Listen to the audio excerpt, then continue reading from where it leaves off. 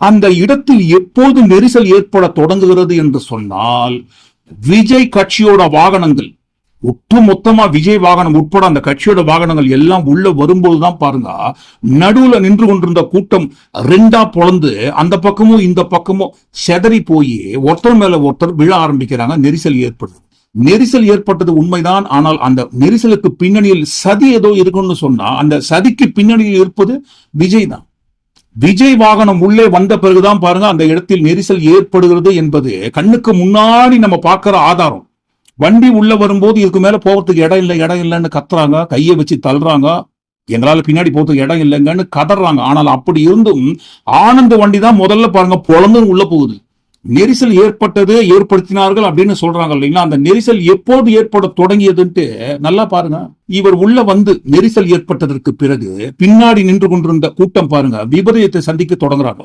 சதி நடந்து விட்டதுன்னு சொல்றாங்க இல்லைங்களா? அந்த சதி வேற யாரும் பண்ணலங்க, விஜயே தான். தனக்குத்தானே சூன்யம் வைத்துக் கொள்வார்கள்னு சொல்லுவாங்க இல்லைங்களா?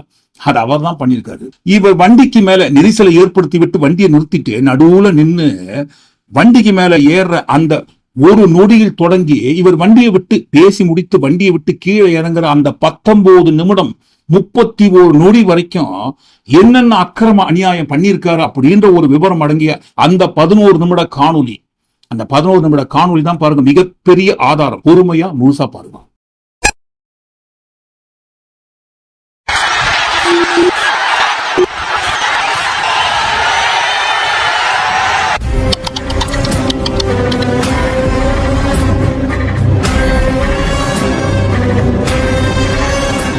ஹலோ ஹலோ, நான் பேசுறது கேக்குதா?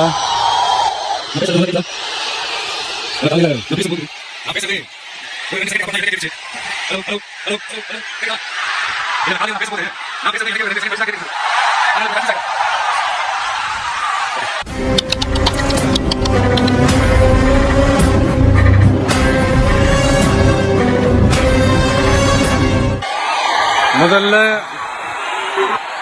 போலீஸ் டிபார்ட்மெண்ட்டுக்கு என்னுடைய மனமார்ந்த நன்றிகள். அவங்க இல்லைன்னா அந்த பைபாஸ்ல இருந்து இந்த ஸ்பாட்டுக்கு என்னால வந்திருக்க முடியுமான்னு எனக்கே தெரியல. So once again, thank you so much.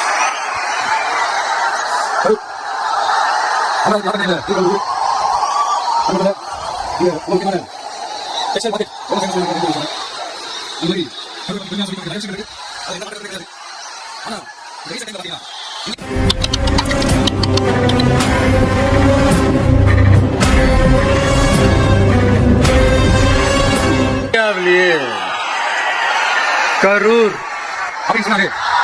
ஒரே ஒரு பேர் தான் ஃபேமஸா போயிருக்கு. அது யார் காரணம்? யார் காரணம் உங்களுக்கு தெரியும். சரி, அதை பத்தி கொஞ்சம் அப்புறம் பேசுவோம். இப்போ நம்ம கரூர் மாவட்டத்தில் வாக்குறுதி எல்லாம் கொடுத்தாங்கல்ல, அது செய்வோம் இது செய்வோம் எல்லாம் சொன்னாங்கல்ல.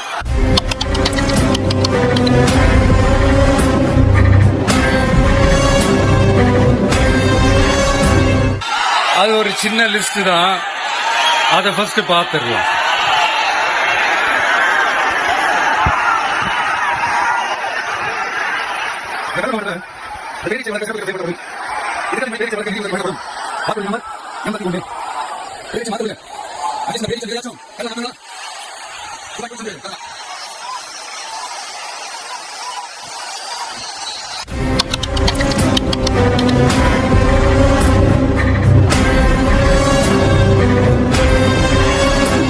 போறீங்களா?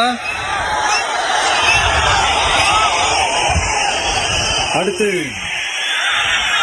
இன்னொரு வாக்குறுதி இருக்கு.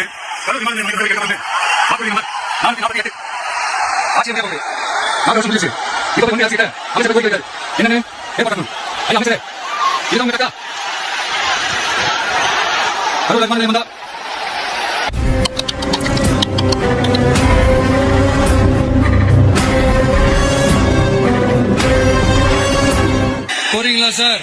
போயிடுங்க. அதான் கேட்டேன், அப்பவே கேட்டேன், போயிடுங்க. நண்பா கொஞ்சம் வழி விட்டுருங்க.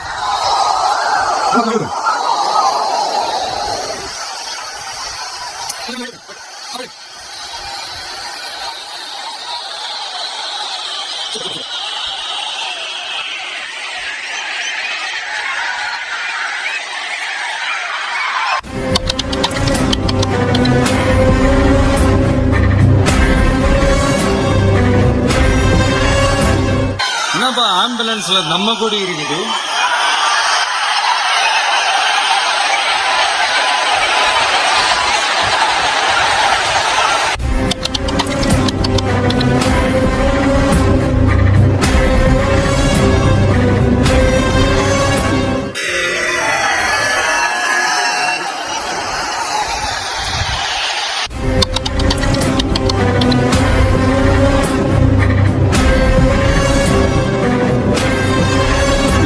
என்னாச்சு?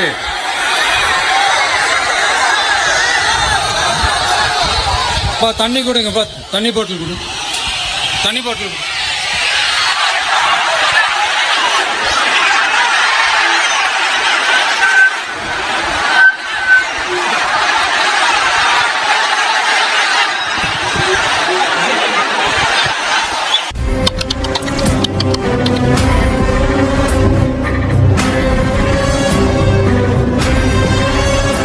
ஜெகதீஷ், உடனே ஒரு ஆம்புலன்ஸ் கூப்பிட்டுருப்பா.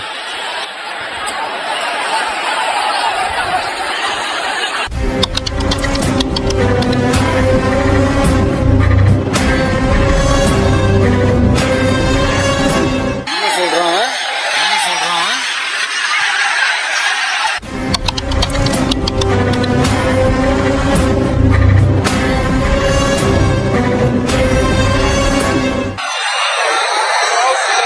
हो गया सर, 5 मिनट थोड़ा होल्ड करो। Mike check.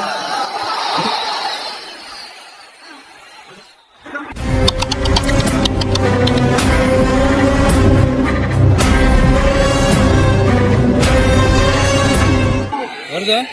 எப்படி போறது?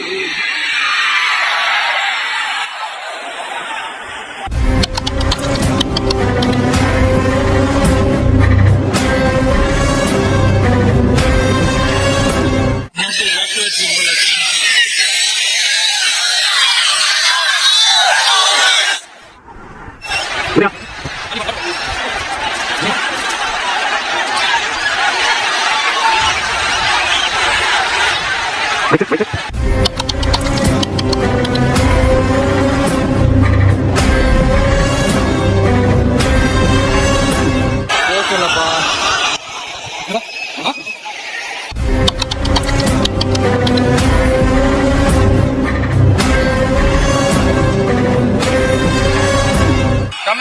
கமிங்.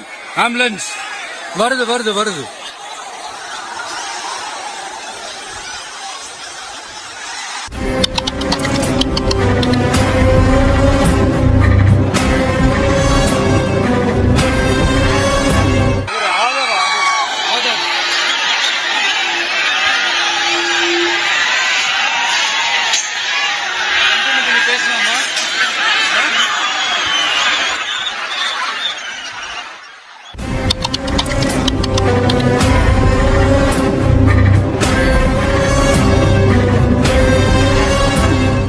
டாக்டர் பிரபு பக்கத்துல வாங்க.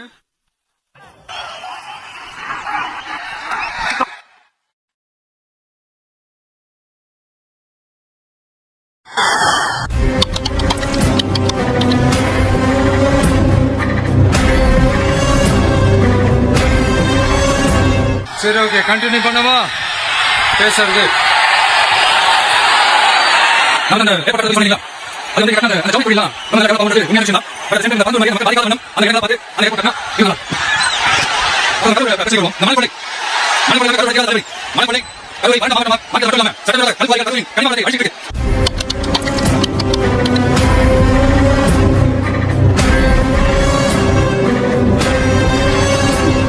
இதுக்கு காரணம் யாரு? CM sir.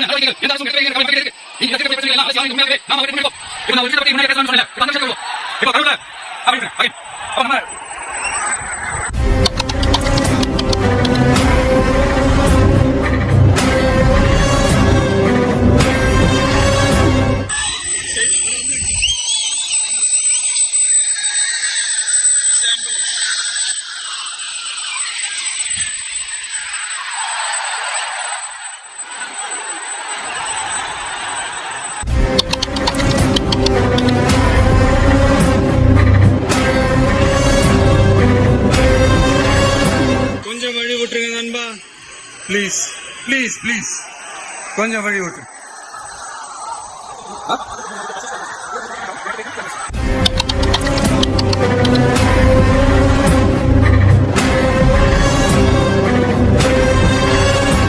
கொஞ்சம் அந்த வழி விட்டீங்கன்னா அந்த ஆம்புலன்ஸுக்கு அவங்களுக்கு கூட்டிட்டு போகணும். அந்த வழி விட்டுருங்க அப்படியே.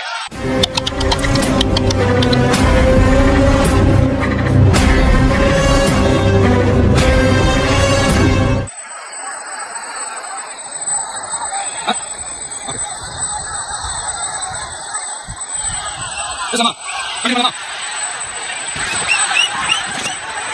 இங்க கடவுளை நம்ம பிரச்சனை பத்தி மாத்தோம். இன்னொரு நம்ம பிரச்சனை கடவுளை பத்தி நம்ம பேசாம போறோம். நல்லா இருக்கும். கடவுளை பத்தி பேசாம போறோம். நல்லா இல்ல. எதுக்கு சொல்லி சரி வரும். கடவுளோட மந்தி மட்டும் இல்ல. இப்போ மந்தி இல்ல.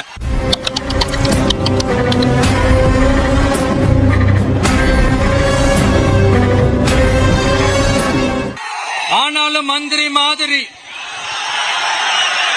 நான் என்ன சொல்றேன் ஒரு டூல் போடாமா பாட்டிலுக்கு 10 ரூபாய் பாட்டிலுக்கு 10 ரூபாய் பாட்டிலுக்கு 10 ரூபாய் பாட்டிலுக்கு 10 ரூபாய் பாட்டிலுக்கு 10 ரூபாய் பாட்டிலுக்கு 10 ரூபாய் பாட்டிலுக்கு 10 ரூபாய் பாட்டிலுக்கு 10 ரூபாய் இப்ப என்ன கடவுளை பத்தி அது 10 ரூபாய் அவங்க சொல்றாங்க அதனால மாநில சிஎம்கள் இந்த மாநில பத்தி உச்சில பத்தி பேசுறாங்க கடவுளை கேட்கறீங்க இதே சிஎம்கள் இதே கடவுளை வந்தப்போ இதே கட்சி வந்தப்போ அந்த மாநில பத்தி என்ன சொன்னாரு என்ன கேட்டாரு ஐயா கட்சி வந்தாரு இல்ல நீங்க பிரச்சனை பண்ணாதீங்க இது கவர்மெண்ட் கட்சி நன்றீங்க இந்த இவங்க மாநில என்ன வைக்கிறாங்க அப்படிங்க மத்த விஷயம் இல்லையா நீங்க மக்களுக்கு எவ்வளவு பண்றீங்க 24/7 வேலை பண்ண ஒரு விஷயம் தான் அப்படி நான் சொல்ல போறேன் சரி இங்க ஓகே இன்னொரு நிமிஷம் இங்க போலீஸ் பக்கம் இருக்கீங்க போலீஸ் பக்கம் கட்டறீங்க போலீஸ் மத்த சமானங்கள் மத்த கட்டணம் பண்ணணும் எல்லாரும் பண்ணணும் அவசியம் கிடையாது இது ஆளு வசதா ஆட்சி மாறும் காட்சி மாறும் அதிகாரம் கை மாறும் உன்னை நம்ம மத்த மத்த மாறும் அப்பதையும் எல்லாரும் சொல்ல நம்ம பாதுகாப்பு உங்களுக்கு சரணம் ஓகே தேங்க்யூ அம்மா கான்ஃபிடன்ட் நல்ல கம்பெனிஷன்